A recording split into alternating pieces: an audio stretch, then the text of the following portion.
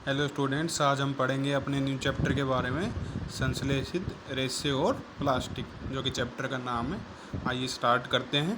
ठीक है, तो सबसे पहले होता है कि जो कपड़े होते हैं ना, वो प्राकृतिक अथवा कृत्रिम स्रोतों से प्राप्त रेशों से बनाए जाते हैं। मतलब क्या है, जो रेशे होते हैं वो कपड़े, मतलब कि जो रेशे होते हैं वो कैसे हो सकते हैं, प्राकृतिक भी हो सकते हैं या फिर कृत्रिम भी हो सकते हैं। कृत्रिम जो मनुष्य के द्वारा बनाए जाए, प्राकृतिक जो नेचर प्रोवाइड करती है हमें, ठीक है, उससे कपड़े बनाए जाते हैं। जो प्राकृतिक रेशे होते हैं उसमें क्या, यह पौधे एवं जंतुओं से प्राप्त होते हैं। जो रेशे प्राकृतिक होते हैं वो क्या होते हैं, वो हमें पौधों और जंतुओं से प्राप्त होंगे, जैसे कि कपास, ऊन, रेशम इत्यादि। ठीक है, उसके बाद आते हैं कृत्रिम संश्लेषित या फिर मानव निर्मित रेशे। ये तीनों एक ही नाम है बेटा, इन तीनों में से कुछ भी नाम ले सकते हैं, तो एक ही मतलब निकलेगा इसका। उसके बाद आते हैं यह रेशे मनुष्य के द्वारा बनाए जाते हैं। ठीक है, जो रेशे मानव निर्मित रेशे होंगे वो मनुष्य के द्वारा बनाए जाएंगे, या फिर उसको कृत्रिम भी बोल सकते हैं या फिर संश्लेषित भी बोल सकते हैं। ठीक है, इसका एग्जाम्पल दिया गया है, जैसे मनके या फिर माला को बनाया जाता है, ठीक है, उसी प्रकार वैसे ही एक संश्लेषित रेशा भी छोटी इकाइयों से जोड़कर बनाई गई श्रृंखला है। क्या बताया गया है कि जैसे माला को बनाया जाता है ना, मन के डालकर, ठीक है, तो काफ़ी सारे मन के मिलकर एक माला का निर्माण करते हैं। ऐसे ही काफ़ी सारे संश्लेषित रेशे की जो छोटी इकाइयाँ होती है, ठीक है, वो मिलकर एक बड़ी श्रृंखला का निर्माण करती है, जिसको हम रेशा बोलते हैं। ठीक है, उसके बाद आता है बहुलक।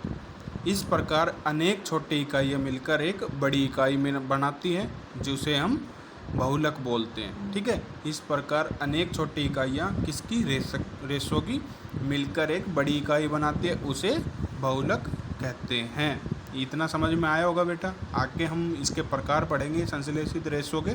ठीक है, उसके अंदर पहली जो है वह है रेयॉन या फिर कृत्रिम रेशम। जो रेशम मनुष्य के द्वारा बनाए जाए उसको हम बोलते हैं रेयॉन।